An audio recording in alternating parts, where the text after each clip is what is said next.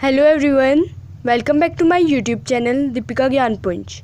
This is me Deepika Pan, student of class 9th at Vivekanand Bageshwar. Today I am presenting a new chapter which is combustion and flame. And before knowing the chapter, I would like to say you all please like, subscribe and share my channel so that I will make the next video of the chapter. So let's start the chapter. So this is your sixth chapter. Its title is combustion and flame. So combustion means दहन जलना and flame means इसकी law. The law of the candle is the flame. तो हमारा title है combustion and the flame. We use different kind of fuel for various purposes at home, in industry and for running automobile. हम बहुत प्रकार के ईंधनों का प्रयोग करते हैं बहुत सारे कार्यों के लिए, जैसे कि घर में प्रयोग करते हैं, इंडस्ट्री में करते हैं और गाड़ियों को चलाने के भी काम आते हैं fuel. Can you name a few fuels use in our home? तो क्या आप कुछ ईंधनों के नाम बता सकते हैं जो हमारे घर में प्रयोग होते हैं? Name a few fuel use in trade and industry. कुछ फ्यूल्स के नाम बताइए जो ट्रेड, व्यापार और इंडस्ट्री में भी प्रयोग किए जाते हैं. What fuel are use for running automobile. और कौन से ईंधन है जो गाड़ियों को चलाने के काम भी आते हैं? Your list will contain fuel like cow dung, wood, coal, charcoal, petrol, diesel, compressed natural gas, CNG etcetera. तो आपकी जो लिस्ट है उसमें होंगे कुछ ईंधन जैसे कि cow dung, wood, coal, charcoal, petrol, diesel, CNG etcetera. You are familiar with burning of candle. तो कैंडल की बर्निंग मतलब कि आपकी मोमबत्ती के जलने से तो आप सभी फैमिलियर होंगे, सभी को पता होगा. What is the difference between burning of a candle and burning of a coal? तो कैंडल और कोल के जलने में क्या अंतर है? कैंडल एंड कोल के जलने में वो अंतर है, जो कैंडल होती है वो फ्लेम प्रोड्यूस करती है, बट जो हमारा कोल होता है उसमें कोई फ्लेम प्रोड्यूस नहीं होती है, law produce. Maybe you were able to guess right. Candle burn with flame whereas coal does not. तो शायद आप सही गैस कर रहे होंगे कि जो कैंडल है वो फ्लेम के साथ जलता है और कोल जो होता है हमारा कोयला वो विदाउट फ्लेम जलता है. Similarly, you will find many other material burning without a flame. ऐसे ही आप बहुत प्रकार के मटेरियल प्राप्त करेंगे जो बिना फ्लेम के जलते हैं. Let us study the chemical process of burning and type of flame produced during this process.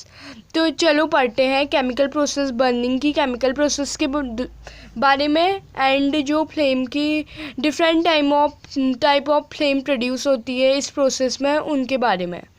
So 6.1 what is combustion? तो 6.1 दहन क्या है? Recall the activity of burning of magnesium ribbon performed in class 7. तो याद करो activity magnesium ribbon को जलाने की जो आपने क्लास 7th में परफॉर्म की थी. We learn that magnesium burn from magnesium oxide and produce heat and light. Figure 6.1. तो हमने जो पढ़ा था वो था कि मैग्नीशियम जो होता है वो जलता है मैग्नीशियम ऑक्साइड के द्वारा और वो हीट एंड लाइट प्रोड्यूस करता है, जैसा फिगर 6.1 में दिखाया गया है. Burning of magnesium which is producing the glow. We can perform a similar activity by piece of charcoal. Hold the piece with a pair of tongs and bring it near a flame of candle or Bunsen burner. What do you observe? तो हम ऐसी activity कारकोल के द्वारा भी कर सकते हैं. 2 pair लो, tongs का एक पेयर लो, उनसे जो आपका कारकोल है उसको पकड़ो और बंसन बर्नर के पास लेके आओ. We find that charcoal burn in air. We know that coal to burn in air producing carbon dioxide, heat and light. तो हमें प्राप्त होगा जो कारकोल है वो हवा में जलता है, ऐसे ही जो हमारा कोल है वो भी हवा में जलता है और कार्बन डाइऑक्साइड प्रोड्यूस करता है हीट एंड लाइट के साथ. A chemical process in which a substance react with oxygen to give off heat is called combustion. So combustion दहन क्या होता है? एक केमिकल प्रोसेस होती है जिसमें कोई भी सब्सटेंस ऑक्सीजन के साथ रिएक्ट करके हीट प्रोड्यूस करता है, तो उसी को हम combustion कहते हैं, दहन कहते हैं. The substance that undergo combustion is said to be combustible. और जो substance combustion की उसमें आता है जैसे कि कैंडल, तो combustible substance कहलाता है. It is also called a fuel. इसको हम ईंधन भी कहते हैं. द फ्यूल में बी सॉलिड, लिक्विड और गैस। तो फ्यूल हमारा 3 प्रकार का हो सकता है, solid, liquid and gas. Sometime light is also given of during combustion. कभी कभी जो कम्बसन के दौरान लाइट भी प्रोड्यूस होती है, इधर अ फ्लेम और एज ए ग्लो, एक फ्लेम के द्वारा या फिर एक ग्लो के द्वारा, चमक के द्वारा। In the reaction mentioned above, magnesium and charcoal are combustible substance. तो जो ऊपर हमें जो रिएक्शन ऊपर मेंशन किए गए हैं उनमें जो मैग्नीशियम एंड कारकोल है, these are some combustible substances. Boojho in showing that we were told that food is a fuel for our body. तो भुजो कह रहे हैं हमें बताया गया है कि जो फूड है वो हमारी बॉडी के लिए एक फ्यूल है। So Paheli is saying that rightly so, in our body food is broken down by reaction with oxygen and heat is produced। तो पहेली कह रही है हाँ ऐसा है, जो हमारी बॉडी होती है उसमें फूड बहुत सारे रिएक्शन, ऑक्सीजन के साथ रिएक्शन के द्वारा तोड़ा जाता है जिससे हीट प्रोड्यूस होती है। We learn that in class 7, और हमने क्लास 7th में पढ़ा है। एक्टिविटी 6.1 क्रियाकलाप 6.1 collect some material like straw, matchstick, kerosene oil, paper, iron nails, stone pieces, glass etc। कुछ मटेरियल कलेक्ट करो जैसे कि एक स्ट्रॉ हो गया, मैचस्टिक, माचिस, kerosene oil, paper, iron nail, stone pieces and glass etcetera collect करो। Under the supervision of your teacher, अपने टीचर की नज़र के अंदर करो ये जो भी एक्टिविटी करनी है। Try to burn each of the material 1 by 1। ये जितने भी मटेरियल हमें दिए गए हैं उनको एक एक करके जलाओ। If combustion take place mark the material combustible. अगर कम्बसन होता है तो कम्बस्टिबल में मार्क करो मटेरियल में, otherwise mark it non combustible. तो अदरवाइज नॉन कम्बस्टिबल में मार्क करो। टेबल 6.1 में दिया गया है। Table 6.1 combustible and non combustible substance, material, combustible, non combustible. Table 6.1 में हमें गिवन है combustible and non combustible substance. So material दिए गए हैं बहुत सारे, हमें टिक करना है कंबस्टिबल है और या फिर नॉन कंबस्टिबल। सो फर्स्ट है हमारा wood, it is combustible. Paper, it is combustible. Iron nail, no they are non combustible. Kerosene oil combustible. Stone piece non combustible. straw combustible, charcoal combustible, matchstick is also combustible substance and glass is not a combustible substance, it is non-combustible। Combustible substances are those substances which produce a law or a flame during they burn, when they burn, or a heat energy, but non-combustible substance never produce the law or a flame। Can you name some more substances which are combustible. तो आप कुछ और substances के name दे सकते हैं जो combustible है। You can add dose in table 6.1। अगर आप दे सकते हैं तो आप उनको टेबल 6.1 में जोड़ सकते हैं। Let us investigate condition under which combustible take place. हमने कम्बसन के बारे में तो पढ़ लिया, अब उन कंडीशन के बारे में पढ़ेंगे जिनके अंदर जो हमारे दहन होता है वो टेक प्लेस होता है। एक्टिविटी 6.2 क्रियाकलाप 6.2 caution be careful while handling burning candle. Fix a lighted candle on a table. Table में जली हुई कैंडल को फिक्स कर दो। Rest it on a few wooden block in such a way that air can enter the chimney. Figure 6.2a। उनको ऐसे प्रकार से रख दो जैसे कि उनमें जो हमारी हवा है वो इंटर कर सके अंदर। Observe what happened to the flame. 6.2a में जैसा दिखाया गया है ऐसा करो और ऑब्जर्व करो कि फ्लेम के साथ क्या होता है। Now remove the block and let the chimney rest on the table. Figure 6.2b। और सेकंड में आपको करना है जो नीचे आपने ब्लॉक्स रखे हैं उनको हटा देना है, जो हमारी चिमनियों ढक लेती है अच्छे से, जिससे हमारे अंदर हवा न जा सके। अगेन ऑब्जर्व द फ्लेम, फिर से फ्लेम को ऑब्जर्व करो। Finally put a glass plate over the chimney. तो फाइनली जो चिमनी है उसके ऊपर ग्लास प्लेट रख दो। एंड फिगर 6.2c, जैसा कि फिगर 6.2c में दिखाया गया है। वॉच द फ्लेम अगेन, फिर से फ्लेम को देखो। Does the flame flicker off, क्या वो जो हमारा फ्लेम हो बुझ जाता है। Does it flicker and give smoke, क्या ये बुझ जाता है और धुआं देने लगता है। डज इट बर्न अनएफेक्टेड, क्या ये अनएफेक्टेड जलते रहता है। Can you infer anything at all about the role played by air in the process of burning. तो क्या और चीज़ भी बता सकते हो एयर का जो रोल है जलने में, जो रोल प्ले करता है किसी और चीज़ से भी, क्या आप दर्शा सकते हो इसको। We find that for combustion air is necessary, तो हमने प्राप्त किया जो दहन है उसके लिए जो हमारी हवा है वो बहुत आवश्यक है। The candle burn freely in case A when air can enter the chimney from below, तो कैंडल अच्छी से जलेगा केस ए में जब जो हमारी एयर होगी वो नीचे से एंटर करेगी, जितना स्पेस दिया गया है ब्लॉक्स के बीच में वहाँ से एंटर कर लेगी अंदर। In case B, when air does not enter the chimney from below, the flame flicker and produce smoke, तो अगर जो केस बी में है वहाँ पे एयर इंटर नहीं कर पाएगी क्योंकि उसके पास कहीं पे भी स्पेस नहीं है और वो बुझ जाएगी और स्मोक को प्रोड्यूस करेगी। In case C, the flame finally goes off because the air is not available, और इसमें तो अच्छी से बुझ जाएगी केस सी में क्योंकि यहाँ बिल्कुल एयर अवेलेबल नहीं है। केस बी में हल्का एयर अवेलेबल है तो या तो ऐसे झपझप झपझप करने लगेगी या फिर इससे धुआं निकल के बुझ जाएगी वो। Bujo is saying that we have read that the sun produces its own heat and light. It is also some kind of combustion. तो बूजो कह रहे हैं हमने पढ़ा है कि जो सन होता है वो खुद की हीट एनर्जी और लाइट प्रोड्यूस करता है, तो क्या ये भी एक प्रकार का कम्बसन है? Answer is that in the sun heat and light are produce by nuclear reaction, तो जो सन होता है उसमें जो हीट एंड लाइट प्रोड्यूस होती है वो न्यूक्लियर रिएक्शन के द्वारा प्रोड्यूस होती है। You will learn about this process in high classes, आप इन प्रोसेस के बारे में बड़ी क्लासेस में पढ़ेंगे। एक्टिविटी 6.3 क्रियाकलाप 6.3 place a piece of burning wood और कारकोल ऑन आयरन प्लेट और tawa, cover it with glass jar और टम्बलर और transparent plastic jar, observe what happen, तो एक पीस बर्निंग वुड या कारकोल का तवे में रख दो।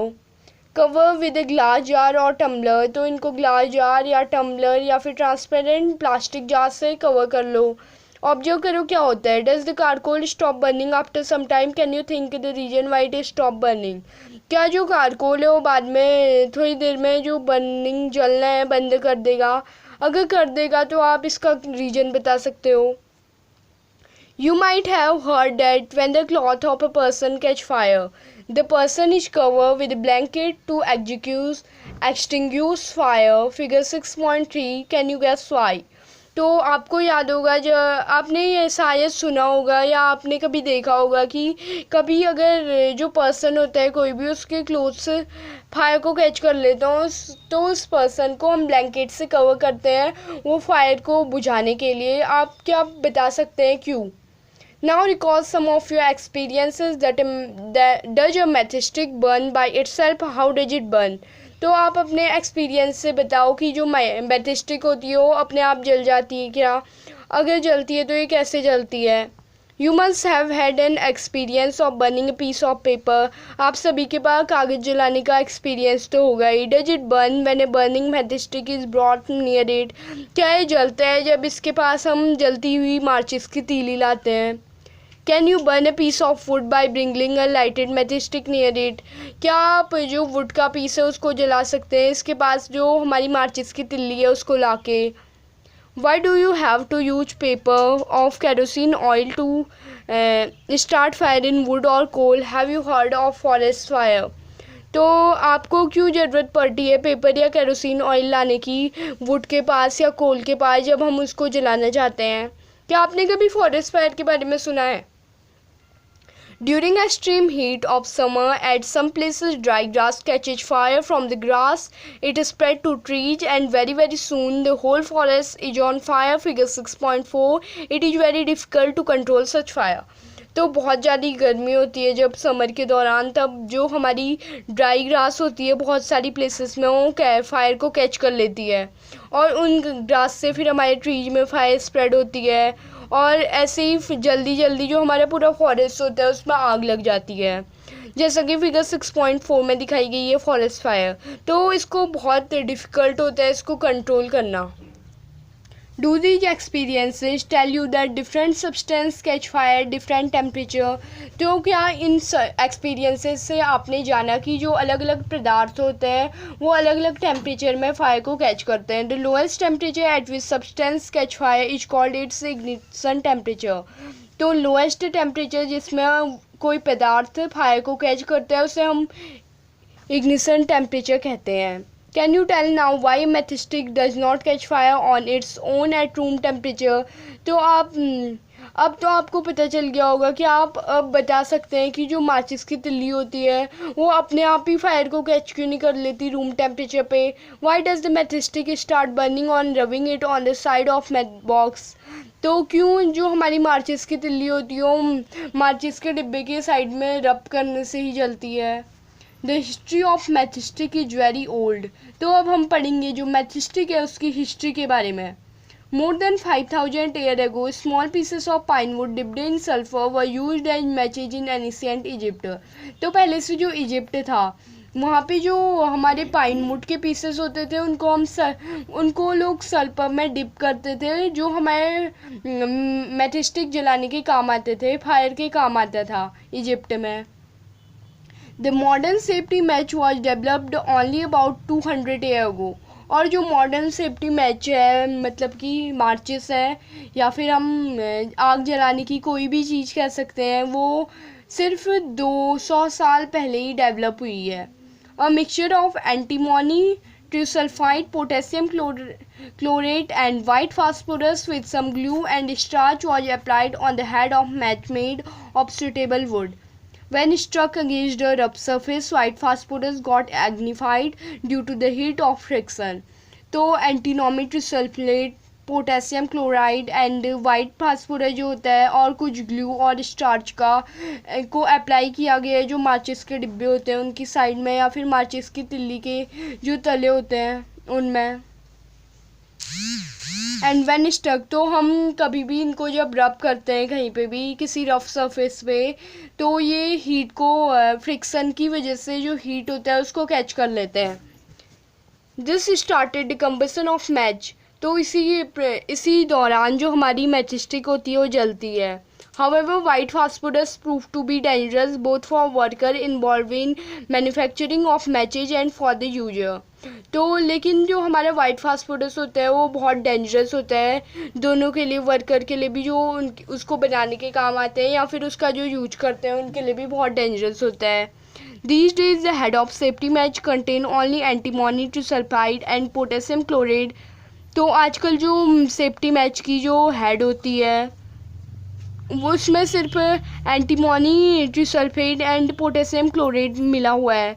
The rubbing surface has powder glass and little red phosphorus which is much less dangerous. तो जो हमारा रबिंग सरफेस है उसमें एक पाउडर ग्लास है और थोड़ा सा रेड फास्फोरस है जो कम डेंजरस है मान ले. When the match is stuck against the rubbing surface, some red phosphorus get converted into white phosphorus. तो जब हमारी मैच किसी रबिंग सरफेस पे स्टक होती है, लग जाती है, तो कुछ रेड फास्फोरस कन्वर्ट हो जाता है वाइट फास्फोरस में. This immediately react with potassium chlorate in the matchstick head to produce enough heat to ignite antimony trisulfate and start combustion. तो ये जो एंटीमोनी ट्रिसल्फेट होता है कंबसन को स्टार्ट करने के लिए बहुत आवश्यक चीज़ होती है. We find that a combustion substance cannot catch fire or burn as long as its temperature is lower than its ignition temperature. तो हमने प्राप्त किया जो कंबस्टिबल सब्सटेंस होता है वो ऐसे ही कैच नहीं करता है फायर या बर्न नहीं होता है जब ये अपने टेम्परेचर से कम टेम्परेचर में नहीं लाए, ज़्यादा टेम्परेचर में नहीं लाए जाए. Have you ever seen cooking oil catching fire when a frying pan is kept for so long on burning stove? तो क्या आपने कभी देखा है जो हमारा कुकिंग ऑयल होता है हम कढ़ाई वगैरह में गर्म करने के लिए रखते हैं, अगर हम उसको बहुत ज़्यादा देर तक रख ले तो फायर को कैच कर लेता है, वो भी ऑन देयर ओन अपने आप ही कैच कर लेता है. But if kerosene oil is heated a little it will catch fire, but if wood is heated a little it will still not catch fire. अगर हम केरोसिन ऑयल को थोड़ा भी गर्म करेंगे तो ये इजीली फायर को कैच कर लेगा, बट जो वुड होती है उसको हम अगर थोड़ा सा गर्म करेंगे तो इजीली जो हमारी फायर है उसको कैच नहीं करता है. Does it mean the ignition temperature of kerosene oil is lower than that of the wood? तो क्या ये बताता है जो इग्निशन टेम्परेचर केरोसिन ऑयल का वुड से लोअर है? हाँ. Does it mean that we need to take special care in storing kerosene oil? तो क्या इसका मतलब है कि हमें केरोसिन ऑयल को स्टोर करने के लिए एक स्पेशल केयर की ज़रूरत होती है? The following activity so that it is essential for the substance to reach ignition temperature to burn. तो जो ये फॉलोइंग एक्टिविटी है वो दिखाती है जो इसेंशियल बहुत आवश्यक है इग्निशन टेम्परेचर सब्सटेंस को जलाने के लिए। एक्टिविटी 6.4 क्रियाकलाप 6.4 caution be careful while handling burning candle. तो जलती हुई कैंडल को पकड़ते समय बहुत केयरफुल रहना। Make 2 paper cup by folding A sheet of paper. एक पेपर की शीट को फोल्ड करके 2 पेपर कप बनाओ, जैसे कि हमें फिगर में दिए गए हैं 6.5 में। And what do you observe. तो हीट करो दोनों कप को सेपरेटली कैंडल फ्लेम से। एक में पानी डालना है, एक में बिना पानी, तो दोनों को हीट करना है। तो हमने क्या ऑब्जर्व किया, एक में हमने पानी डाला हुआ है, एक में पानी विदाउट पानी। हम दोनों को हीट कर ले तो हम क्या ऑब्जर्व करेंगे, जिसमें हमने वाटर डाला है वो देर लगाएगा जलने में, बल्कि जिसमें हमने सिर्फ बिना पानी के कागज़ ही कागज़ रखा है वो जल्दी जल जाएगा, क्योंकि इसका इग्निशन टेम्परेचर लो है इससे अगर हम कंपेयर करें तो इसको।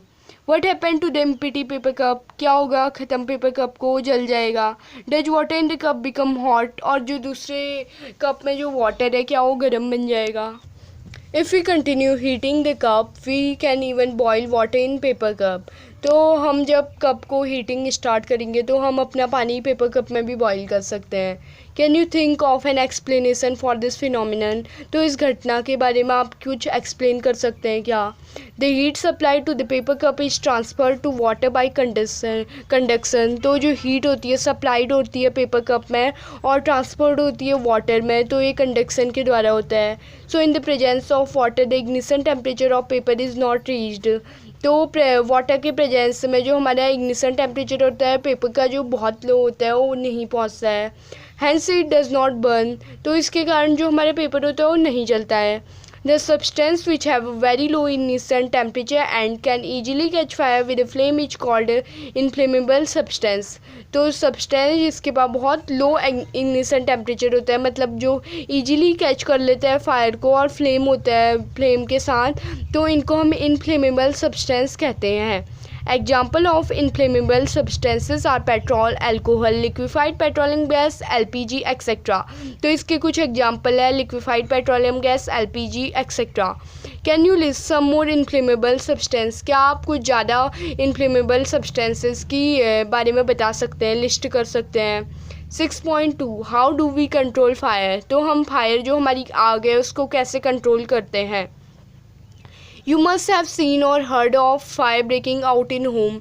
तो आपने घरों में या इंडस्ट्री में आग लगने की घटना के बारे में सुना या देखा होगा, शॉप्स में या फैक्ट्रीज में कहीं पे भी। If you have seen such an accident, write a short description in your notebook. Also share experience with your classmate. तो आपने अगर ये देखा है या सुना है तो इसके बारे में एक छोटा सा डिस्क्रिप्शन लिखिए अपनी नोटबुक में और इसको अपने क्लासमेट के साथ शेयर करें। Find out the telephone number of the fire service in your area. अपने एरिया में टेलीफोन नंबर प्राप्त कीजिए फायर सर्विस का। If a fire break out in your house और in your neighbourhood the first thing to do is to call the fire service. तो आपके घर में या फिर आपके पड़ोस में अगर आग लग जाती है तो पहली चीज़ जो होती है वो फायर सर्विस को कॉल करना ही होता है। Paheli is saying that it is important that all of us know the telephone number of fire service. तो पहेली कह रही है बहुत आवश्यक है कि हम फायर सर्विस के टेलीफोन नंबर है उसको पता करें। Does your city town have a fire brigade station. तो क्या आपके सिटी या टाउन में कोई फायर ब्रिगेड स्टेशन है। When a fire brigade arrive what does it do, it pour water on the fires. Figure 6.6 water cool the combustion material so the temperature it brought it ignition temperature. तो जब भी fire brigade पहुंचती है वो क्या करती है, वो पानी डाल देती है जैसा कि फिगर 6.6 में दिया गया है। लेकिन हर प्रकार की आग में पानी नहीं डालते हैं, वो भी आग को देख के डाला जाता है पानी। किसी में हम कार्बन डाइऑक्साइड या फिर फायर एक्सटिंग्विशर का भी प्रयोग करते हैं। You have learned that there are 3 essential requirement for production of fire. तो आपने पढ़ा है कि जो फायर की प्रोडक्शन होती है उसके लिए जो 3 चीज़ें बहुत आवश्यक होती है। अगर इन तीनों में से एक चीज़ भी कट जाए तो फायर प्रोड्यूस नहीं होगी। Can you list these requirement. तो आप क्या इन रिक्वायरमेंट को लिस्ट कर सकते हैं। ये है फ्यूल, एयर मतलब कि ऑक्सीजन हो गई, या फिर हीट। एंड हीट चाहिए होती है इग्निशन टेम्परेचर को